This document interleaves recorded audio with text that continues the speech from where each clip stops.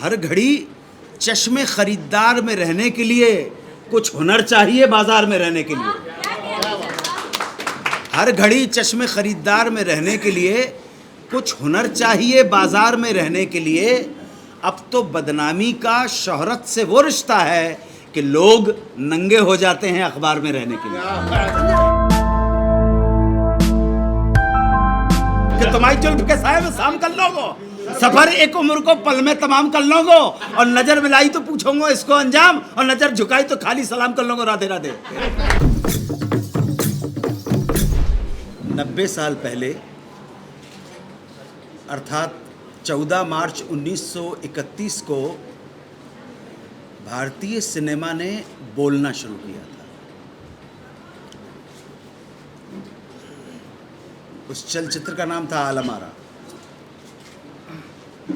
14 मार्च 1931 को मिनरवा में रिलीज़ हुई थी। कहाँ पे? मैजेस्टिक सिनेमा में मुंबई में रिलीज़ हुई थी।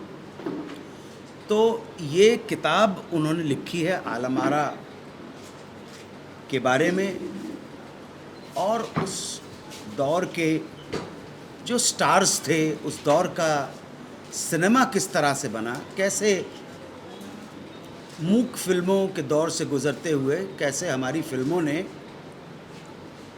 बोलना सीखा। तो ये 14 मार्च 2021 को 90th एनिवर्सरी मनाने के लिए यहाँ हैं। सिनेमा भारतीय मनस का, भारतीय समाज का, और जहाँ भी इंडियन डायस्पोरा है, जहाँ पर भी भारतीय मूल के लोग जाके बसे हैं, वो अमेरिका हो, कनाडा हो, इंग्लैंड हो, यूरोप हो,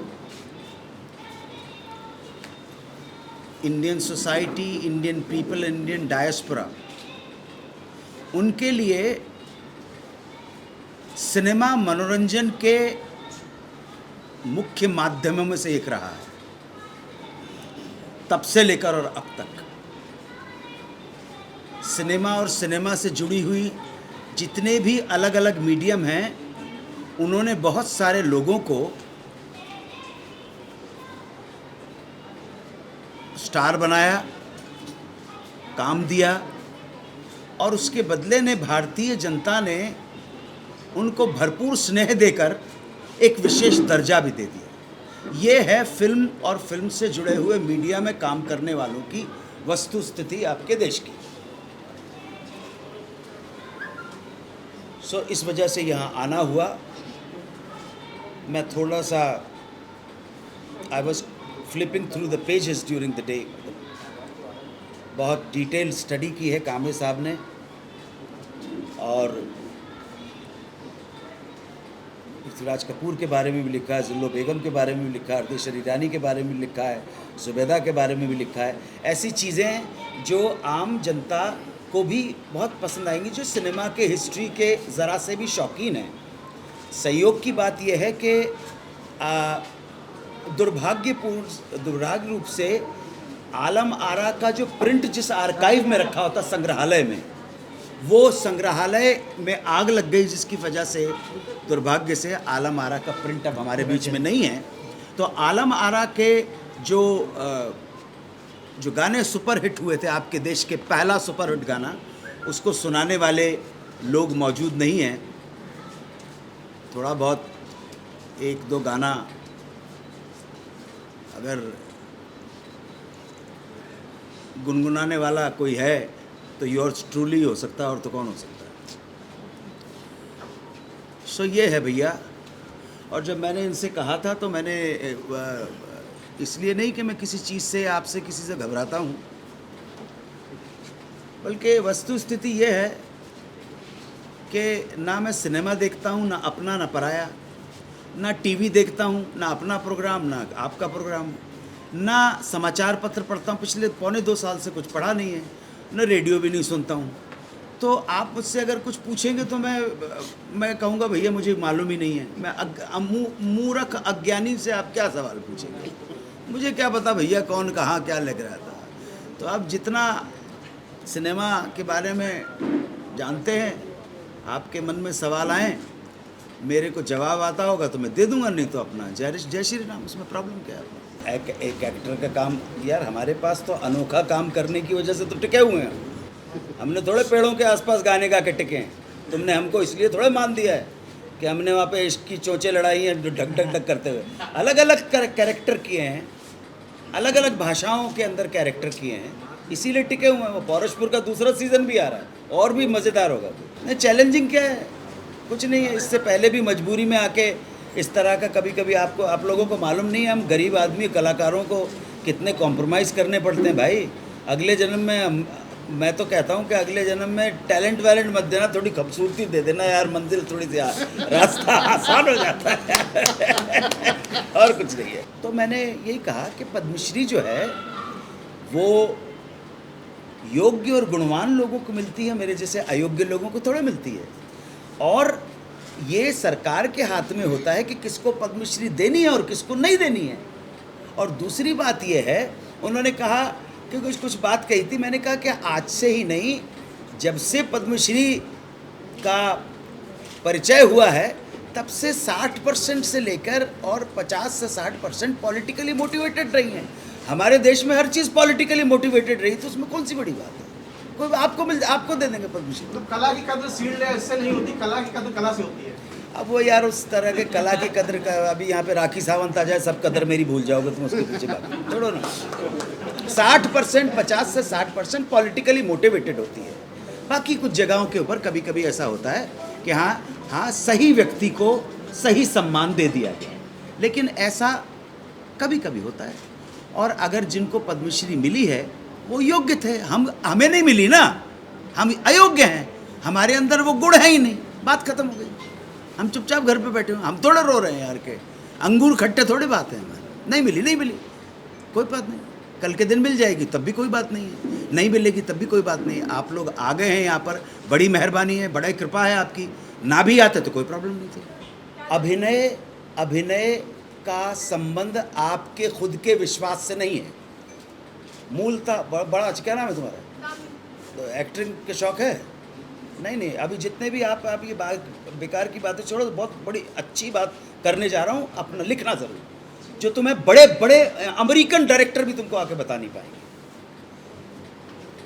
एक्टिंग की परिभाषा जब हम करने लगते हैं तो हम पहली चीज़ सामने आती है कि एक्शन के हिसाब से रिएक्शन होता है। आइजक न्यूटन का भी गति का नियम अगर पढ़ोगे ना तो 3 गति के नियम थे, ठीक है। हर क्रिया की एक विपरीत प्रतिक्रिया होती है, ये है, ठीक है। तीसरा है कि यदि कोई वस्तु विराम, हिंदी वाले हो तो चलेगा ना, हिंदी कोई प्रॉब्लम तो नहीं ना, ठीक है।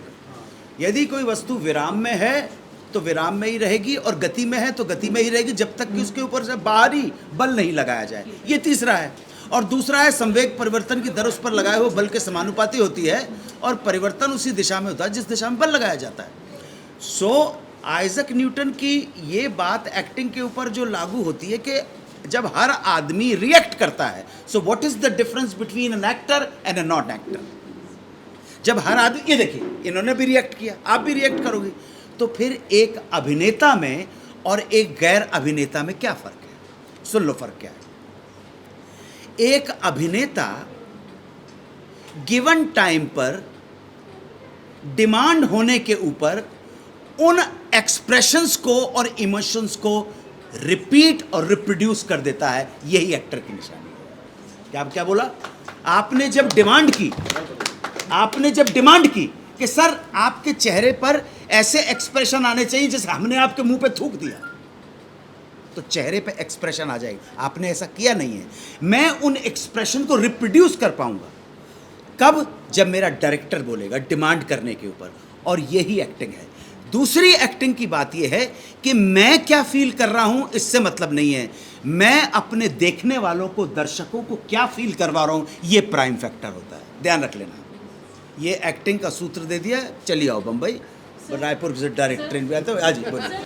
थिएटर के अंदर बेस अच्छा बन जाता है डेफिनेटली, क्योंकि एक ही बार में आपको बहुत सारी चीज़ें परफॉर्म करती हैं, कट की सुविधा नहीं है। तो एक बार जब आपको रंगमंच या स्टेज के समुद्र में फेंक दिया गया है तो खुद हाथ पैर चला के निकलना पड़ता है।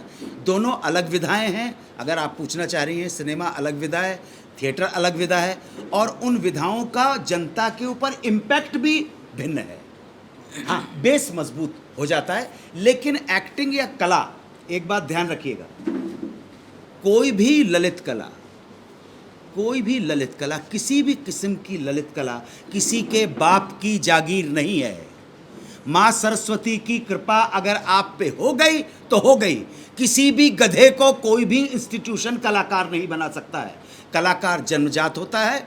एक संस्था, एक ऑर्गेनाइजेशन, एक गुरुकुल, एक पाठशाला, अभिनय की पाठशाला, उसके अंदर छुपे हुए अनचिन्हे टैलेंट को कल्टीवेट कर देती है, चैनलाइज कर देती है, डिसिप्लिन कर देती है। वरना कोई भी व्यक्ति जिसके अंदर प्रतिभा नहीं हो उसको कलाकार नहीं बना सकता। स्टार बनाया जा सकता है, कलाकार नहीं बनाया जा सकता। जी, मुझे मालूम नहीं आप क्या बात कर रहे हैं, उन्होंने क्या बोला है, किस बात के जवाब में क्या बोला है। लेकिन जहाँ तक राष्ट्रवाद की बात है, आप राष्ट्रवाद की बात सुनिए। ये जिस भारत देश के आप वासी हो और जिसके कॉन्स्टिट्यूशन को, संविधान को इंट्रोड्यूस किया गया 1949 या 1950 के अंदर इंट्रोड्यूस किया है, भारतीय संविधान उसके नागरिक को आलोचना करने का पूर्ण अधिकार देता है। आलोचना करने का अधिकार देता है, परंतु गाली देने का अधिकार नहीं देता है। दूसरी बात यह है कि अगर जिस देश के अंदर आलोचना भी गाली के रूप में दी जाए, वो सभ्य समाज और उन्नत राष्ट्र की निशानी नहीं होती है। समझे आप? एक शकील आजमी है, उनका एक शेर सुनाता हूं मैं हमेशा, सुन लो आप, कि हर घड़ी चश्मे खरीदार में रहने के लिए, हर घड़ी चश्मे खरीदार में रहने के लिए कुछ हुनर चाहिए बाजार में रहने के लिए।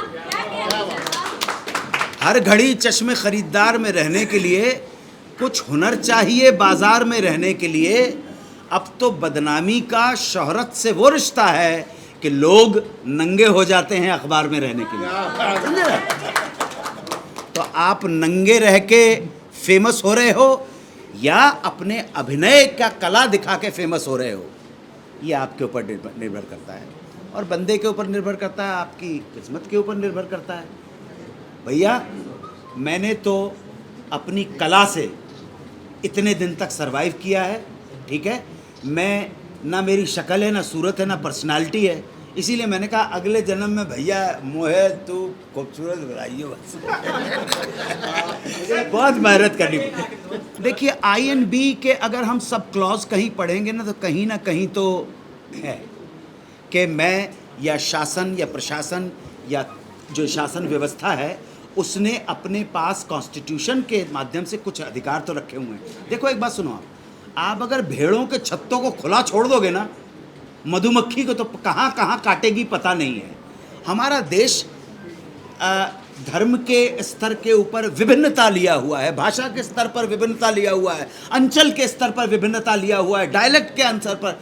इतने सारे 130 करोड़ की आबादी में एक वेब सीरीज़ देखकर किसका ध्यान कहाँ पे चला जाए तो किस किस को कहाँ कहाँ टोकेंगे, कहाँ कहाँ संभालेंगे। अभी कोरोना संभल नहीं रहा है, अभी वैक्सीन आ गई है, लगाना है।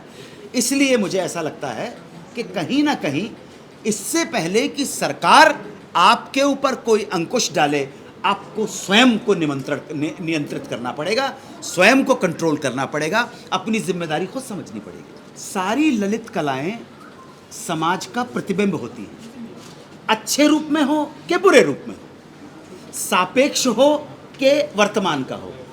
अगर परिकल्पना या फैंटेसी भी कोई की जाती है तो आज के हिसाब से फैंटेसी है। सुनना गौर से आप, 20 जुलाई 1969 की घटना पूरे वर्ल्ड में एक कमाल की घटना घटी। नील आर्मस्ट्रॉन्ग ने अपोलो 11 था ना, अपोलो 11 पे चांद के ऊपर उन्होंने चढ़ गए। 1969 से पहले हमने हमारे बचपन में नानी और दादी से, और आप तो उस उम्र के नहीं हो, लेकिन आपके पिता ने बचपन में सुना होगा कि चरखा कात रही है बुढ़िया चांद पे बैठ के, एक खरगोश है। लेकिन 1969 के बाद जब चांद और मून के बारे में वैज्ञानिकों की खोजें सामने आई तो हमें पता पड़ गया कि ना वहाँ कोई बुढ़िया है ना कोई खरगोश चरखा कातरा है। लेकिन उससे पहले हमारी कल्पनाओं, आओ तुम्हें चांद पे ले जाएं, गाने से बनते थे। तो कल्पना जो होती है, फैंटेसी भी आज के प्रेजेंट के हिसाब से होती है। आज चांद के बारे में तुम बात करोगे कोई नहीं आएगा, कुछ न कोई है, बेकार की बात कर रहे हैं। आज की कल्पना या फैंटेसी क्या होगी? आज की फैंटेसी ये होगी जो इलॉन मस्क कर रहा है कि 150 नागरिक चाहिए, मंगल ग्रह के ऊपर दुनिया बसाएंगे। आप समझे ना? तो मैंने उसको कहा, भाई मंगल पे जीवन हो, उससे पहले जीवन में आपके मंगल हो। समझे? तो जो समाज में हो रहा है वही हो रहा है। पहले एक छोटी सी बात को बता रहा हूँ। मेरा ऐसा ऑब्जर्वेशन है कि मेरे बचपन में एक खास वर्ड जो था वो इस्तेमाल किया ही नहीं जाता था, और आज लड़के लड़कियां मीडिया में पब्लिक के सामने बोलते फट गई। यू सी, ये समाज से आ रहा है। आप ध्यान रखिएगा, आपका समाज विगलित हो रहा है, और समाज का ही एक हिस्सा है फिल्म इंडस्ट्री, समाज का ही एक हिस्सा है पॉलिटिक्स, समाज का ही एक हिस्सा है थिएटर, समाज का ही एक हिस्सा है आप सब, हम सब। बाहर से कुछ भी नहीं आ रहा है। घाट घाट का पानी पिया है मेरे भाई, घाट घाट का हम पानी पिया है, समझे ना? अगर और फिर जेनेटिकली मेरी मदर लिंग्विस्ट थी। My mother was a Bengali ब्राह्मण। शादी के बाद मेरे फादर ने उन्हें बहुत मोटिवेट किया, बहुत इंस्पायर किया। तो मेरी मदर ने उर्दू सीखी, पर्शियन सीखी, अरबिक सीखी। सो एक बंगाली ब्राह्मण अरबिक और पर्शियन और उर्दू की विद्वान बनी, तो वो माँ का वो सब कुछ मेरे अंदर आया। आपकी छत्तीसगढ़ी इतना अच्छा बोलती थी मेरी मदर, मराठी बोलती थी, पंजाबी बोलती थी, बंगला सबसे कमज़ोर बोलती थी। तो वो कहीं जेनेटिकली आ गया। हर एक के बस की बात नहीं है कि अभी पंजाबी बोलते ड्रीम गर्ल भूल गए भैया। अब तो भाभी तो हमने ब्रज भाषा के अंदर बात की है कि तुम्हारी जुल्फ के साए में शाम कर लोगो, सफर एक उम्र को पल में तमाम कर लोगो, और नजर मिलाई तो पूछोगे इसको अंजाम, और नजर झुकाई तो खाली सलाम कर लोगो, राधे राधे। ये हो गया। 93 में जब अंताक्षरी शुरू हुई थी तो मुझे एक मंच मिला, एक प्लेटफॉर्म मिला, एक अवसर मिला, एक चांस मिला, एक अपॉर्चुनिटी मिली कि मैं चाहूँ जो बोल सकता हूँ।